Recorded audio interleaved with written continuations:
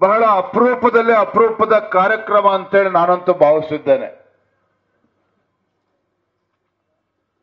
ಮಾದಳ್ಳಿಯಲ್ಲಿ ನಡೀತಾ ಇರ್ತಕ್ಕಂಥ ಈ ಕಾರ್ಯಕ್ರಮ ಅಪರೂಪದಲ್ಲಿ ಅಪರೂಪ ಯಾಕೆ ಹೇಳಿದೆ ಅಂತ ಹೇಳಿದ್ರೆ, ಗ್ರಾಮದ ಎಲ್ಲ ಹಿರಿಯರು, ಎಲ್ಲ ಯುವಕರು ಎಲ್ಲರೂ ಸಹ ಬಹಳ ಭಕ್ತಿಯಿಂದ ಈ ಕಾರ್ಯಕ್ರಮನ ಆಯೋಜನೆ ಮಾಡಿದ್ದೀರಿ. ಹಾಗಾಗಿ ಎಲ್ಲರಿಗೂ ಕೂಡ ಈ ಸಂದರ್ಭದಲ್ಲಿ ನಾನು ಅಭಿನಂದನೆಯನ್ನ ಈ ಸಂದರ್ಭದಲ್ಲಿ ಸಲ್ಲಿಸೋದಕ್ಕೆ ಇಚ್ಛೆ ಪಡ್ತೇನೆ. ಬಹಳ ವಿಶೇಷ ಏನಪ್ಪಾ ಅಂತ ಹೇಳಿದ್ರೆ, ಸಾಕಷ್ಟು ಸಮಯ ಆಗಿದೆ, ಬಹಳ ಹೊತ್ತಿನಿಂದ ತಾವೆಲ್ಲರೂ ಕೂಡ ಎಲ್ಲ ಹರಗುರು ಚರಮೂರ್ತಿಗಳ ಜಗದ್ಗುರುಗಳ ಮಾತನ್ನು ಕೂಡ ಆಲಿಸಿದ್ದೀರಿ. ಬೆಳಗ್ಗೆಯಿಂದಲೇ ಪ್ರಾರಂಭ ಆಗಿರ್ತಕ್ಕಂಥ ಕಾರ್ಯಕ್ರಮ ಮಧ್ಯಾಹ್ನ 1 ಗಂಟೆ ಆದರೂ ಸಹ ಈ ಒಂದು ಕಾರ್ಯಕ್ರಮದ ಮುಂಭಾಗದಲ್ಲಿ ನಿಮ್ ಜೊತೆ ಕೆಲಸ ಮಾಡಿದ್ ಬಹಳ ಖುಷಿ ಆಯ್ತು. ನೀವೇ ಬೆಸ್ಟ್ ಬಾಸ್. ಇಷ್ಟದ ಮ್ಯಾನೇಜರ್ ಆಗಿದ್ದೆ, ಇನ್ನು ಮುಂದೆ ಬಾಸ್ ಆಗ್ತೀನಿ. ಹೇಗೆ? ಬಾಸ್ ವಾಲಾ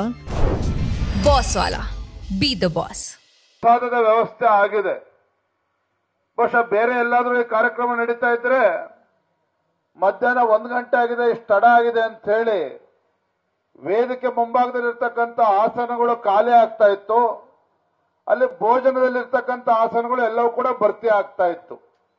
ಆದ್ರೆ ತಾವೆಲ್ಲರೂ ಕೂಡ ಭಕ್ತರು ಎಷ್ಟು ಶ್ರದ್ಧೆ ಭಕ್ತಿನ ಇಟ್ಕೊಂಡಿದ್ದೀರಿ ಅಂತ ಹೇಳಿದ್ರೆ 1 ಗಂಟೆ ಆದ್ರೂ ಸಹ ಅಲ್ಲಿ ಕುರ್ಚಿಗಳು ಖಾಲಿ ಆಗಿದೆ, ಇಲ್ಲಿ ಎಲ್ಲ ಕುರ್ಚಿಗಳು ಕೂಡ ಇನ್ನೂ ಕೂಡ ತುಂಬಿಕೊಂಡಿದೆ ಅಂತ ಹೇಳಿದ್ರೆ ತಾವು ಎಷ್ಟು ಭಕ್ತರಿದ್ದೀರಿ, ಪರಮ ಪೂಜ್ಯರು ಯಾವ ರೀತಿ ಶ್ರದ್ಧೆ ಇಟ್ಕೊಂಡಿದ್ದೀರಿ ಅನ್ನೋದು ಇದು ಸೂಚಿಸುತ್ತೆ ಅನ್ನೋದನ್ನ ಈ ಸಂದರ್ಭದಲ್ಲಿ ಹೇಳ್ತೇನೆ.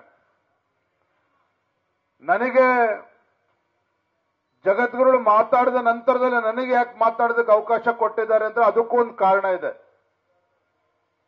ನನ್ನ ಶಾಲಾ ದಿನಗಳು ನೆನಪಾಯಿತು. ನಾನು ಓದ್ತಾ ಇದ್ದಂತ ಶಾಲೆನಲ್ಲಿ ನಮ್ಮ ಮಾಸ್ಟರ್ ಏನ್ ಮಾಡಿದ್ರು ಅಂತ ಹೇಳಿದ್ರೆ, ಯಾರನ್ನ ಕ್ಲಾಸ್ ಲೀಡರ್ ಮಾಡಬೇಕು ಅಂತೇಳಿ ಚರ್ಚೆ ನಡೀತಾ ಇತ್ತು. ನನ್ ಮಾಡಬಹುದು, ಮತ್ತೊಬ್ಬನ್ ಮಾಡಬಹುದು ಅಂತೇಳಿ ಎಲ್ಲರೂ ಕೂಡ ಕಾತರಿಂದ ನೋಡ್ತಾ ಇದ್ವಿ. ಕೊನೆ ನಮ್ಮ ಮಾಸ್ಟ್ರು ಅವ್ರು ಏನ್ ಮಾಡಿದ್ರು ಅಂತ ಹೇಳಿದ್ರೆ, ಕ್ಲಾಸಲ್ಲಿ ಯಾರು ಬಹಳ ಗಲಾಟೆ ಮಾಡ್ತಾ ಇದ್ದ ಅವನನ್ನೇ ಕರ್ಕೊಂಡ್ಬಂದು ಕ್ಲಾಸ್ ಲೀಡರ್ ಅಂತೇಳಿ ಅಪಾಯಿಂಟ್ ಮಾಡಿದ್ರು.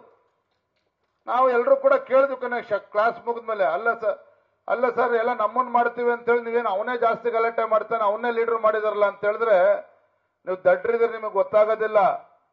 ಯಾರು ಹೆಚ್ಚು ಗಲಾಟೆ ಮಾಡಿದ್ರೆ ಅವನ್ನೇ ಲೀಡರ್ ಮಾಡಿದ್ರೆ ಎಲ್ಲರೂ ಕೂಡ ಸುಮ್ ಕೂತ್ಕೊಳ್ತಾರೆ, ಅದಕ್ಕೆ ಅವನನ್ನ ಲೀಡರ್ ಮಾಡಿದ್ರು ಅಂತ ಮಾಸ್ಟರ್ ಹೇಳಿದ್ರು.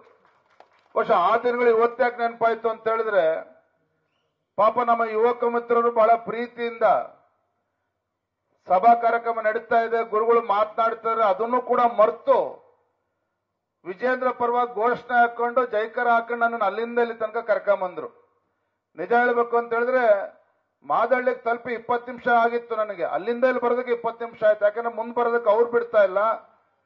ಮುಂದೆ ಹೋಗ್ಬೇಕು ಅಂತ ಹೇಳಿದ್ರೆ ನಾನು ನಿಂತ್ಕೊಂಡಿದ್ರು ಅವರೇ ತಳ್ತಾ ಇದಾರೆ ನನ್ನನ್ನ. ಹಾಗಾಗಿ ಬರೋದಕ್ಕೆ ನಂಗೆ 20 ನಿಮಿಷ ತಡ ಆಯಿತು. ಕಾರ್ಯಕ್ರಮಕ್ಕೆ ಅಡಚಣೆ ಆಗಿದ್ರಿಂದ ಗಲಾಟೆ ಯಾತಕ್ಕೋಸ್ಕರ ಮಾಡಿದ್ರು, ವಿಜೇಂದ್ರ ಬಂದಿದ್ರಿಂದ ಗಲಾಟೆ ಆಯಿತು. ಹಾಗಾಗಿ ಕಾರ್ಯಕ್ರಮ ಎಲ್ಲರೂ ಮಾತಾಡಿದ್ಮೇಲೆ, ಜಗದ್ಗಳು ಮಾತನಾಡಿದ್ಮೇಲೆ ವಿಜೇಂದ್ರ ಕೊಡಬೇಕು ಅಂತೇಳಿ ಒಂದು ರೀತಿ ಶಿಕ್ಷೆ ರೀತಿ ನನಗೆ ಮಾತನಾಡಕ್ಕೆ ಅವಕಾಶ ಕೊಟ್ಟಿದ್ದಾರೆ ಅಂತೇಳಿ ನಾನಂತೂ ಭಾವಿಸಿದ್ದೇನೆ.